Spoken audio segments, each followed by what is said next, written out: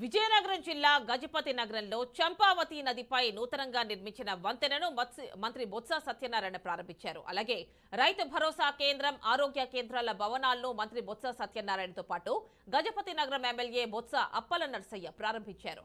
MPP Bellana Jnanadeepika, ZPTC గార తౌడు నేతలు బూడి వెంకట్రావు, బోని సంగమయ్య, తనకల పైడన్న పాల్గొన్నారు.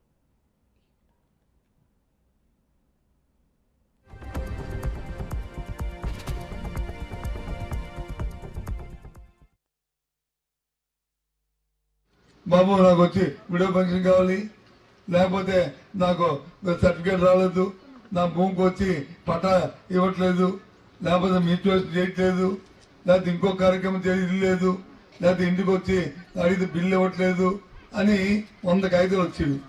ఇవాళ వస్తే ఊరిలోకి వస్తే మా కాగితాలు అక్కడ లేవు, మా కాగితాలు రావట్లే.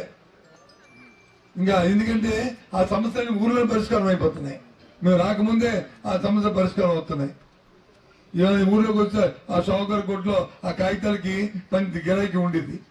మా మంత్రి గారు ఊర్లోకి వస్తారంటే ఆ తెచ్చి దరఖాస్తు రాసినోడికి ఆడికి 5 రూపాయలు 10 రూపాయలు ఇచ్చి ఆడితో రాయించుకున్నారు, కాగితం ఇచ్చారు. వాళ్ళిద్దరికి పని లేకుండా పోయింది.